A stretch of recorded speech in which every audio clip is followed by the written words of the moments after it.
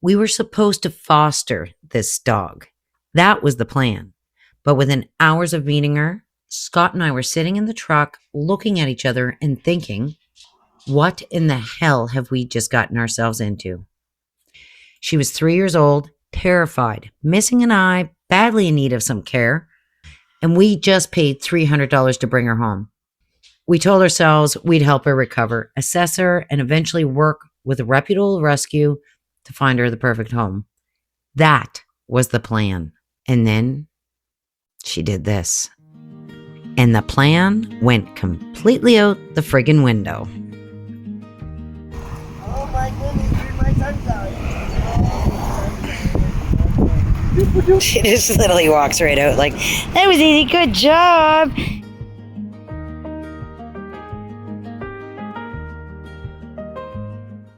If you watched my last video, you would have noticed that I mentioned having some yard sales for some unexpected veterinary costs. Well, this is why. This is Sunshine. And in the rescue world, I guess Nova, Scott, and I are referred to as foster failures. Although looking at these two playing together, I think foster failures is a bit of a ridiculous word, don't we, Sunshine? But getting here was anything but easy. Let's put it that way. Now, we knew before we picked her up that she had had a difficult life. That was no surprise to us. What we weren't prepared for was just how frightened she was. When we showed up to pick her up, she was in this small concrete kennel, but she was surrounded by other dogs in similar kennels, and they were barking. And when we walked in, Sunshine had herself pinned in the back corner, cowering down. Something wasn't passing the sniff test for Scott and I. Something didn't feel right instantly. We couldn't figure out why she was in this situation.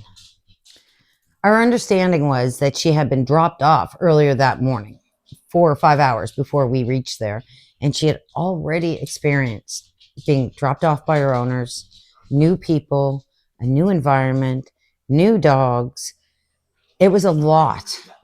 Poor dog, completely scared out of her wits, cowered in the back of the corner. I remember looking at her and thinking, I don't know what all went on here, but I know she can't stay here. Now, I want to be careful here. There's much more to this story, and I do want to deal with that, and I want to address it. But right now, this is Sunshine's more important for me to focus on. During this initial meeting, we were told that there were other people interested in adopting her, and that if we weren't interested, no problem, don't worry about it, because she had other people lined up. Everything seemed completely rushed. What we were initially under, the understanding we initially had versus what we experienced when we showed up was very uncomfortable. And Scott and I found ourselves making decisions really swiftly, really without thinking. All we knew is she couldn't stay there. So we asked if we were able to introduce her to Nova, because that is a prerequisite. If Nova isn't going to get along with the dog, we're not bringing them home. So there was a little, and I mean tiny, grassed, fenced-in area. We got Nova out of the truck, brought Sunshine out. They really didn't care about each other. Sunshine was so overwhelmed, I don't think she gave a hoot. And Nova wasn't distressed. So the decision was made. We were taking her home. So then we were asked to pay $300. We were basically adopting her. There was no fostering anything. It was adoption or nothing. And as we understood it, she had no vaccines. She hadn't been spayed. We could tell from our brief encounter that she was going to need some veterinary care, and soon. So Scott paid the $300 and we loaded Sunshine and Nova back up into the truck and we headed off to home.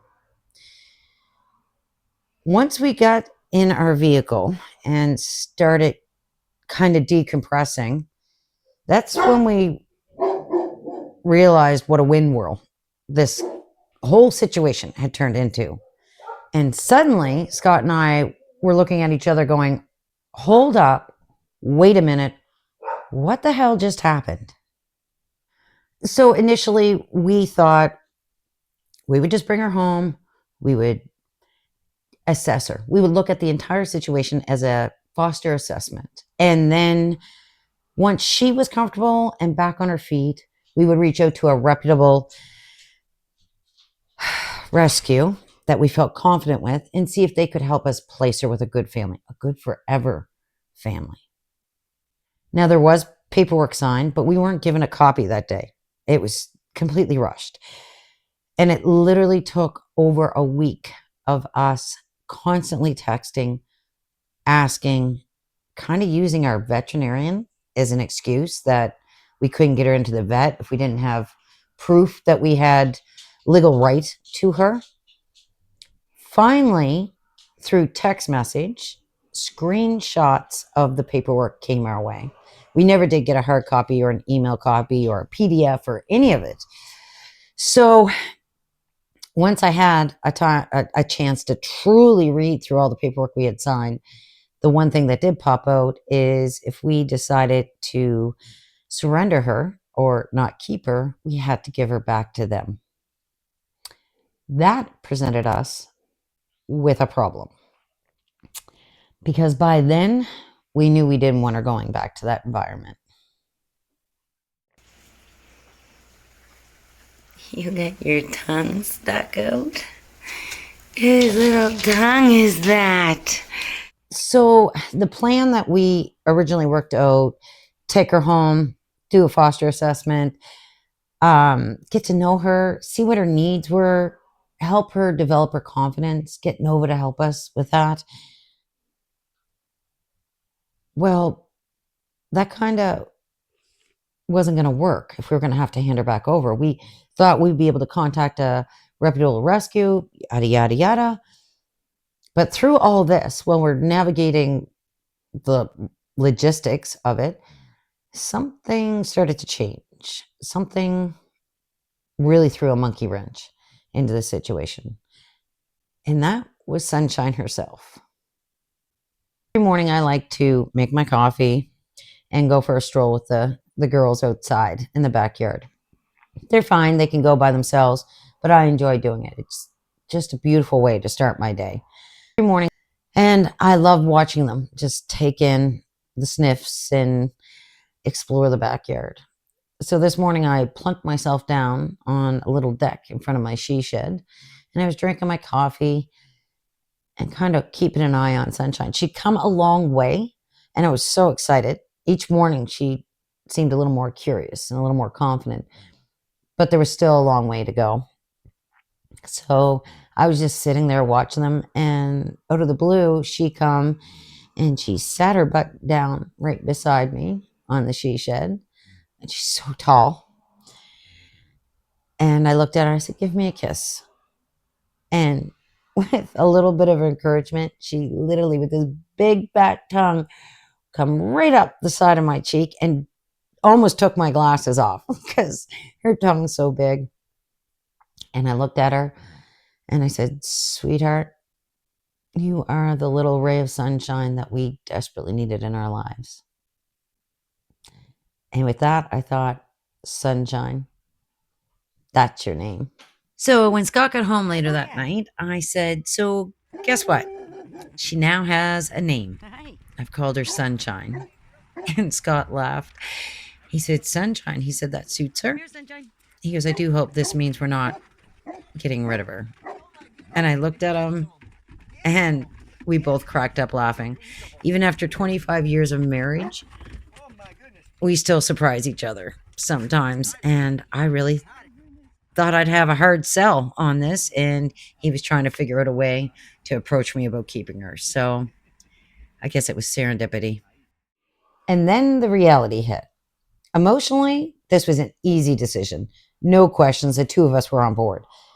Financially, however, well, that's another thing altogether. You may have seen that I mentioned our St. Bernard Sadie in some of my past YouTube videos. We lost her this past winter to epilepsy, and we fought extremely hard to save her. The vet bills, the specialists, the medication. We spent well over 7,000. We stopped counting actually after 7,000. And I live in a family home. This is actually my family homestead, and I love this house. But just like most homes, and especially with a 150-year-old home, it appears the host thinks our bank accounts are linked directly to it. The girls have something to say about that. Anyway, it's an expensive process to maintain an older home, and we are in the midst of renovations that must be completed before winter. We had allocated for that. We didn't allocate for vet bills or a new dog. The beauty with fostering, and one of the reasons we chose that route, so Nova could have a companion, and we really honestly do like having at least 2 dogs around us at all times. But the beauty with that is the rescue organizations take care of the vet bills. They take care of most of the costs. Besides us, taking care of food, there's really not much of an expense. But now we were going to take all that responsibility on ourselves.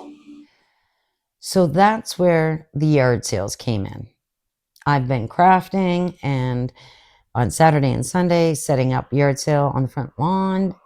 I even made a poster, a little flyer explaining why and who Sunshine is and what we're doing.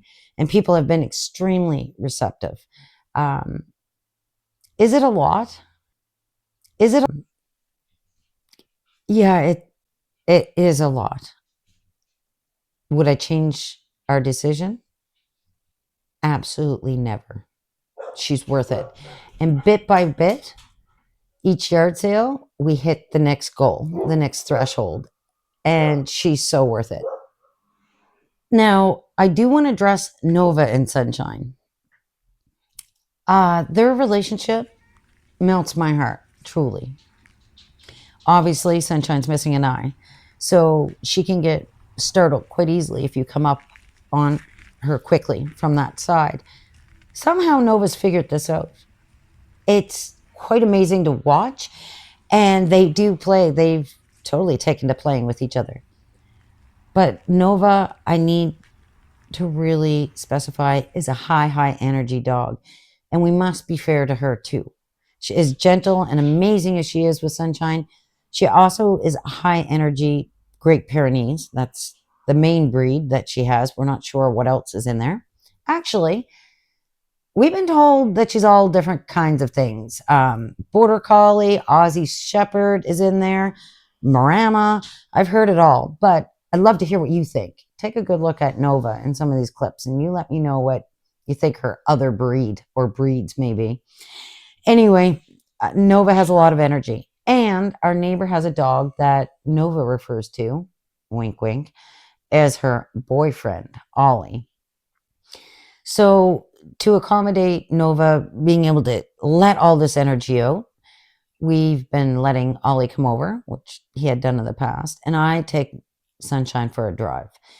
That way, Sunshine gets a little one-on-one time, and Nova gets to play WWE with Ollie and have a blast.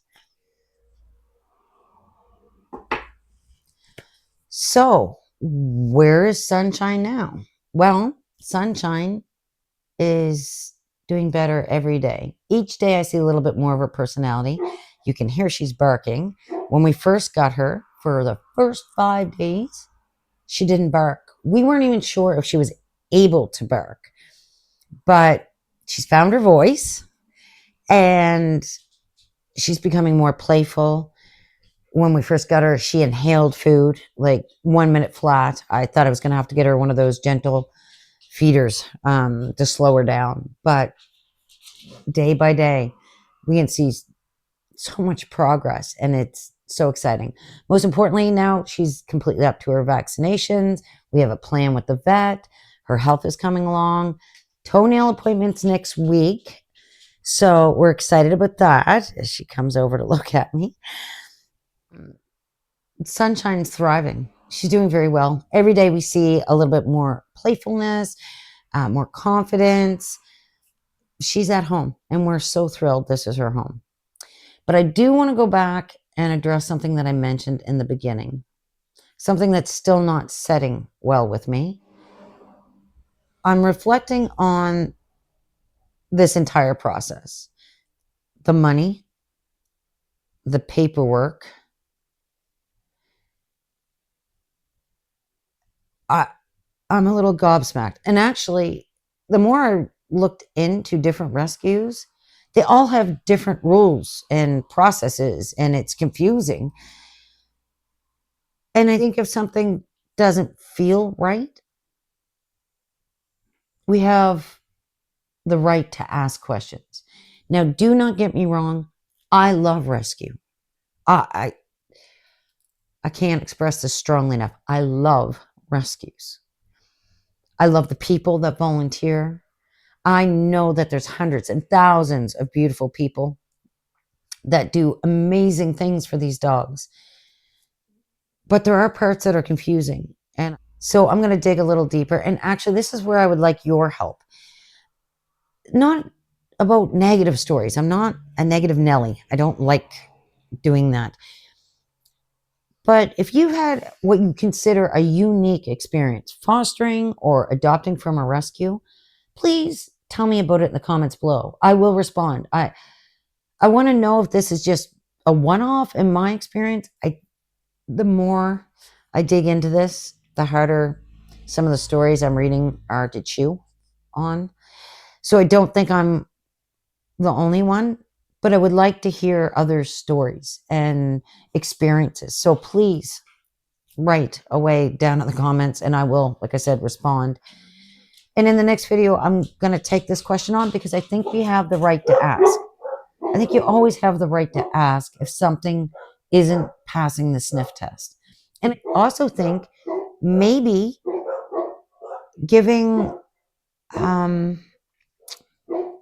constructive suggestions, let's not say criticism either, constructive suggestions to rescues may help them become better. So I'm hoping this is a win-win. My goal is at this point just to figure out how this all happened and if there's something we can do to improve. I think we all can improve. So this next video is going to be much deeper, and it's going to answer some things I wish Scott and I had known before we ever got involved with fostering. We jumped in with our hearts and not necessarily our heads. And I guess that all comes down to the question we should have asked ourselves: why you should research a rescue as much as they would research you. That's in the next video. Right now, I'm not going to focus too much more on that. I'm not thinking about paperwork or vet bills or yard sales or any of it. I'm here to excitedly announce Sunshine joining our family. And that's how I want to end this video, with some love and joy and just what rescue dogs bring to our world. Anyway, from Nova, Sunshine, Scott, and myself, I'm Amanda. We just want to say much love from Nova Scotia. Thank you for stopping by. Like, subscribe, all those good things down below. And we'll see you in the next video.